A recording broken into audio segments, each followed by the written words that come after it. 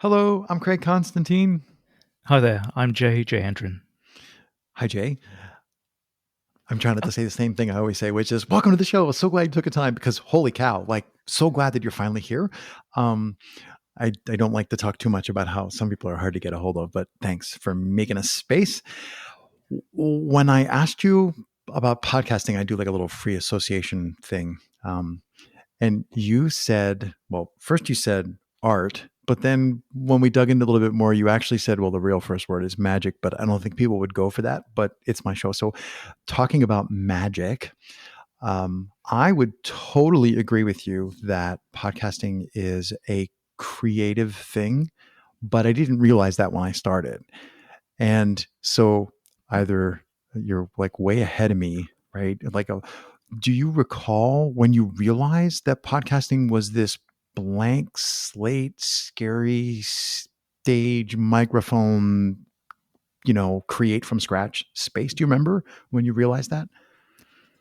Just as a listener, actually, just listening to all the different podcasts out there, I mean, it was just a wonderful space to be in, and just the range of it is just extraordinary. And people talking about sports podcasts and the passion they have, and then going from there to Radio Lab or This American Life, Mm. and other shows that created soundscapes where just the sound of the wind can give you, shivers as they overlay a narrative on top of it, but really simple to do, not that hard really once you understand, but so effective and so powerful. And you just need a laptop and a mic essentially. It's incredible. And some chutzpah, right? Right. A little bit of willingness to experiment. Um, I always like torn with, we talked for several minutes beforehand. So I'm like, I can't just assume people are going to read my mind. We were talking about how much of oneself is in the thing that we create.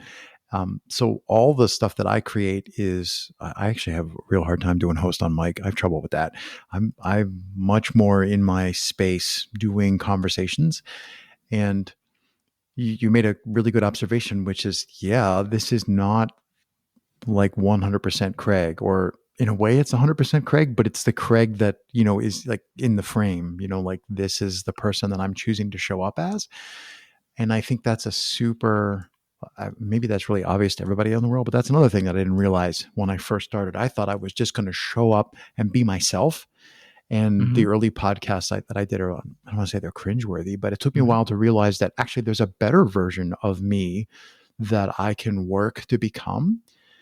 I have to I'm watching the clock tick. We have to talk about all your coaching work and stuff. So do you, do you see themes or commonalities when you see students come through the podcasting course?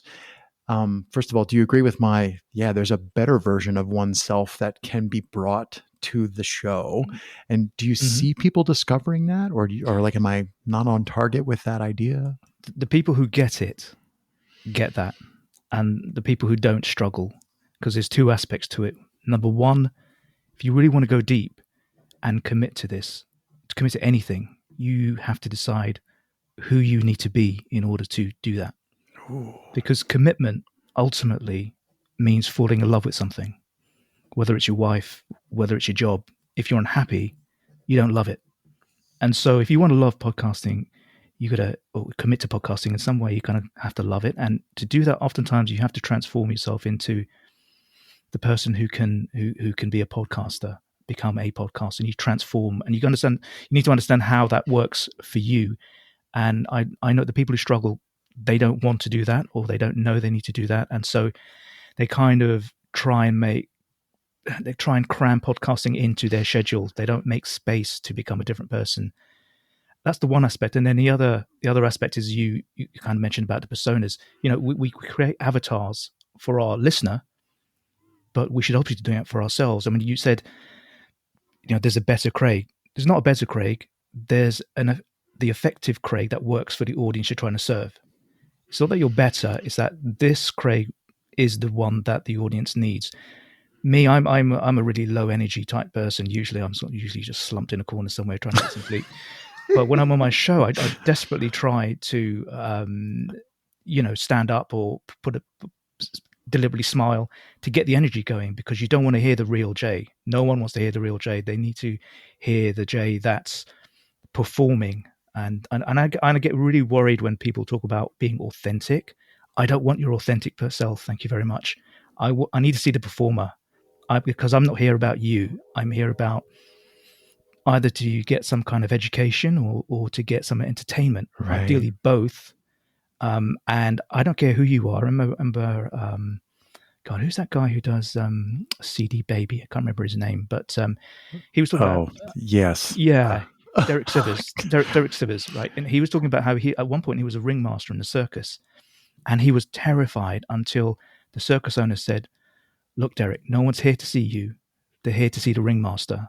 You don't exist." And from that point, actually, that's where I got my bravery from. No one's here to see Jey. They're here to see the guy introducing the show that either entertains them or educates them.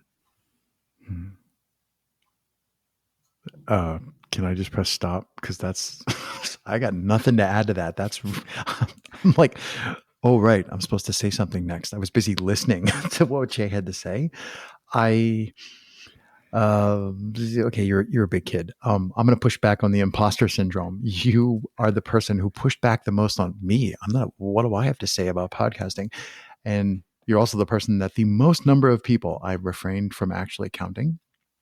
When I say at the end, final question, off mic, who do you want to hear? They all say like Jey. I want to hear Coach Jey. So what is it about? Is there something about podcasting that I was going to say brings out the imposter in all of us, but that's a lousy grammar construct. Is there something about, and maybe you've already spoken to it, about the creative aspect and like showing up to be who the listeners need, but is there something particular about podcasting that makes my, like Craig's imposter syndrome really, like I don't get imposter syndrome when I'm raking leaves. I don't get imposter syndrome when I'm, driving on the road or whatever. But like when I show up to podcast, I start second guessing. I start thinking, am I doing this right? Am I asking good questions? Any insights there about, is there something about this particular medium, or is it just showing up in any context causes imposter syndrome? Yeah, I think it's the tricky thing about podcasting is that it's got a really super low barrier to entry, but a super high barrier to continuation.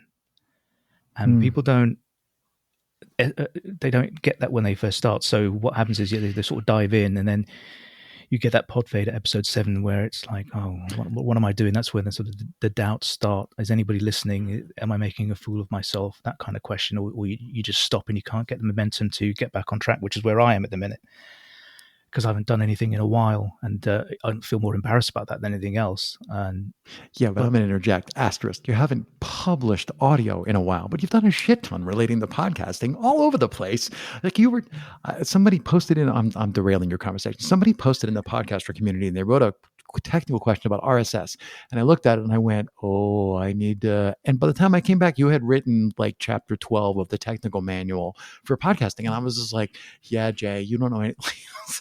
So I don't think it's about publishing. I think it's about, you said it, showing up and being the person that the listener needed. So in this case, it was somebody who was not a podcaster. You didn't record and publish it, but you spent a whole bunch of time. That was probably 45 minutes of typing, would be my guess. It took you to write that whole post till you edited it. And I just think that, maybe I'm holding up a mirror, physician, heal thyself, about imposter syndrome, which I didn't intend from the start. But I really think that it's, anyway, I stole your train of thought, but I wanted to push back about, you haven't published in a while, but who cares? Like that doesn't, like, I don't measure, is that person a podcaster based on the amount of, like, what's the half-life? If you haven't published in 8 months, you'd have to give me back your podcasting title. It's, a podcaster is more than somebody who pushes record, pushes stop, and does the publish. Like, Terry Gross or Krista Tippett, they don't touch the gear, right? They don't do any of that stuff.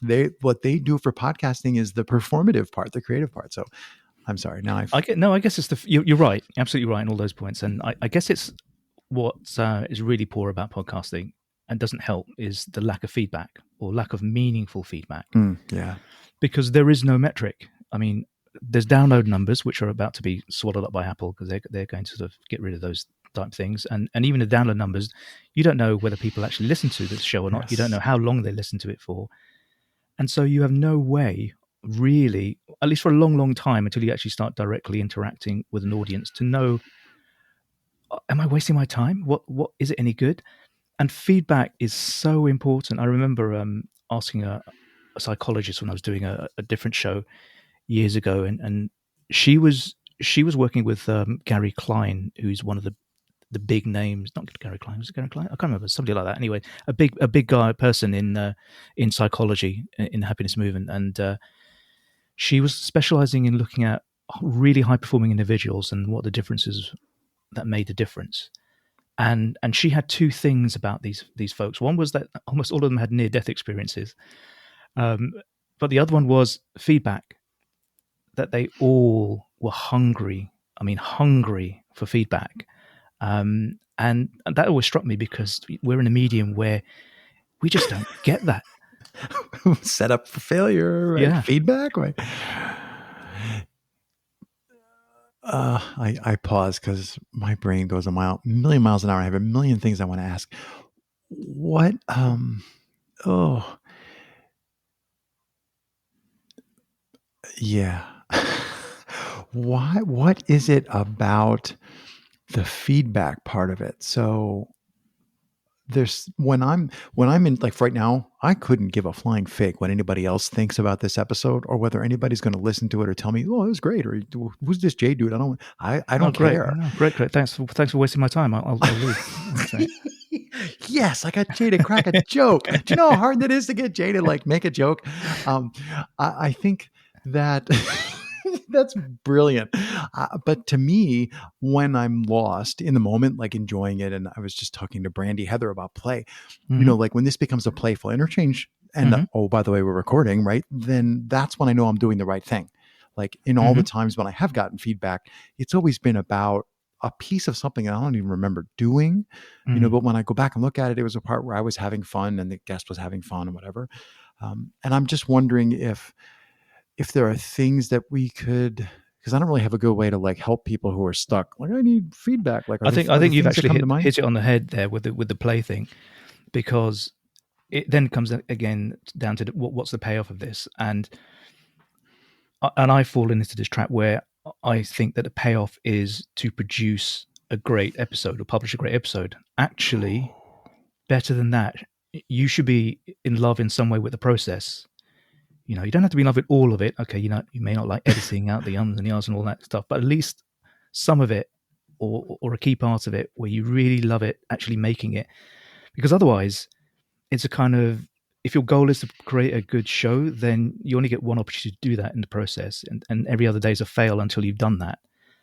It's like writing a novel, right? You write, and the only time you can see successful is when you've published it. But actually, if you start enjoying the writing process, you win. Hmm. And I guess that feedback kind of forms that part where at least you're on the right track. But really, the key, like you say, is making it playful, which is what I kind of done with some of my shows, where I've just kind of completely off the reservation with what I've been doing.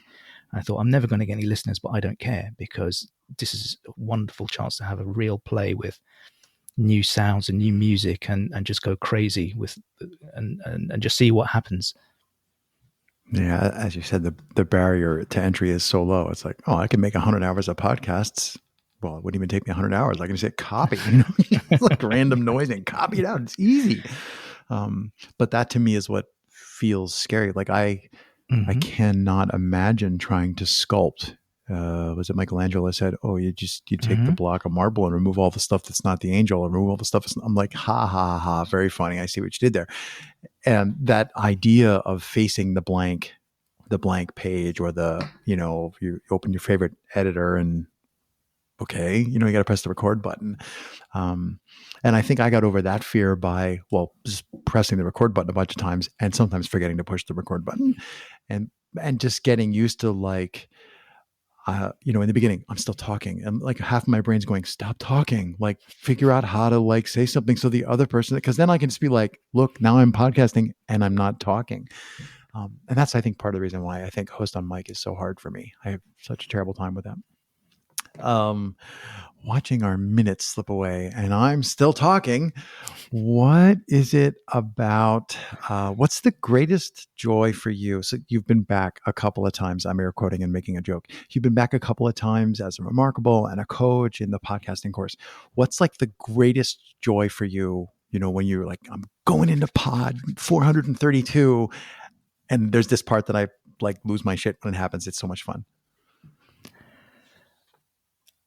I think there's usually a stage where there's two things. One is somebody gets it about the sort of the transformation and being a podcaster and not worrying so much about the end product of the podcast. And that's just a thrill because they've just unlocked the secret. They've just become enlightened, in the world of podcasting. And the second is to see people consistently just make stuff. So we have an exercise which is called 60 seconds, where you create a 60-second recording of anything you like, any topic. You don't have to worry about it. It could be an experiment, whatever. And to see people fall in love with that process, and they become podcasters at that point because they're publishing these tiny little jewels. Mm-hmm. And that's absolutely wonderful. And what's really wonderful about it is they shed all the crap that they bring to their normal show because there's no pressure, because it can be about anything. No one else is going to hear it. It's only a tiny little thing. Everyone expects it's not supposed to be fantastic. And once they remove that pressure from themselves and they really let themselves express, you know what the secret of art is saying what you really want to say. That is it. There is nothing else. And, from conception to execution. And they do it in that 60 seconds and they don't realize it. And they don't understand why they're having so much fun, because they're not supposed to be having fun, because they're supposed to be making a podcast. And right. You can see them like, I'd rather do this, thank you. Can I just forget my podcast and just do this for the rest of my life? And that's wonderful. And you think, yes, you should, because what will happen is it'll slowly emerge what you want to say. You won't have it immediately. You'll get closer and closer and closer. And it's like Stephen Pressfield talks about, the shadow career. You'll have a kind of tangential interest that actually leads you towards the thing that you really want to do and the things that you really want to say, but you just have to keep going. And when I see people on that path, that's just, just thrilling. Yes, please. What's a question I should have asked you? Are you asking me that question for real? Yeah, I wanted to see what you do with it. Okay, what's the one question you should have asked me is, I don't know, what would I have asked myself? Something impossible, like what's the secret to podcasting? I don't know. You've already told me that, believe it or not. Oh, I don't know. Okay. Yeah, the whole. Oh, I wrote it down. Say what you really want to say. Where's the joy? Shall I ask you, like, where's the joy in showing up in the course? And you, anyways. Let's see what I'm trying to think. I haven't interviewed for a couple of years actually, so I'm that's not part quite why I asked sure. you, because it's a really hard question, and you don't like being the interview host, and so I'm basically asking you to come up with a question. I don't know. I'll let you off the hook. No, the things I don't believe in. One of the reasons I stopped my interview show is that I just worry about interviewing people and what is the payoff? I mean, hearing what others wants to say about stuff, because ultimately, all these insights and all the edges and all that kind of stuff, ultimately we know what we need to do and we're not doing it, and we're just procrastinating by listening to other people say, oh, do this and do that and buy this planner and just this organizational system and here's a bunch of tactics, and because we know deep down what we really need to do, we just don't do it. And surround, let me listen to this podcast first because it'll give me an insight I'm sure will take me forward. No, turn the podcast off and just do what you need to do. But so I don't know. I guess that would be my question. What is it you really need to do that you're not doing that you need to do? And they probably wouldn't answer because it'd be way too personal anyway. So, but it'd be cute to It's ask. a really great. That's brilliant.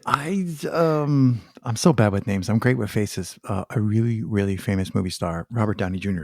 Oh yeah. Jeez, Craig. Robert Downey Jr. said everybody has 5 things that they're always avoiding doing that they should be really doing, and like a good day is if none of those 5 things bump into them. like, Mm. yeah, like you know what you should do. Mm. I'm watching the clock tick, but I also think I don't listen to a lot of podcasts anymore. If I spend 45 minutes listening in one day, that's like a busy listening day for me. Mm-hmm. And often I will abort podcast minutes in if I can tell this isn't going to make me like, I often listen while walking. So if I'm listening and I'm going, oh, I'm going to get to the end of this podcast and I'm going to be like a mile from home and I'm going to have all these ideas, I'll listen to that show. But if a show is Mm. going to be like, yeah, I'm not going to care when this ends, then that to me isn't worth listening. So for me, there's a spark of inspiration, or like I have a low burning fire and it's somebody working the bellows, like that. Something about listening to those conversations Yeah, and I energizes me. And agree. those are I the think ones that I'll listen to. yeah, because we make all these notes and put them to Evernote or whatever, and we never read them again, right? So what is the real payoff? And I think, just like you said, it's actually we're priming ourselves. We're kind of getting into a frequency where we're in the energy where we want to do something. So if we want to get something done, we listen to a podcast where folks get stuff done, Yeah. and it's not so much about the information; it's about the energy level of those folks. Because then it's like you kind of absorb it, and hopefully you'll get on and do stuff. And I find that's nowadays more the payoff, almost getting the sound right, getting the energy levels right, the pacing of the show is almost more important than the content. Like I listen to Grant Cardone, and he's got fantastic energy. I have no intention of going into real estate or property investment at all, but I listen to every show because he's so inspiring about just get off your bottom and get it done. That's what I need. That's my hit. Yes. I hate to say it, but that's probably a good place for us to stop today. Magic in short form. Jay, it's been like a straight up serious total pleasure, not just to get to talk to you today, but like to do the Hollywood Squares thing a million times over and all the calls and courses and behind the scenes and all that stuff. It's super fun. It's always a pleasure to see you. Even if you are slumped in the corner, it's still a pleasure to see you. So thanks for taking the time today. Thank you. It was a lot of fun. Thank you, Craig.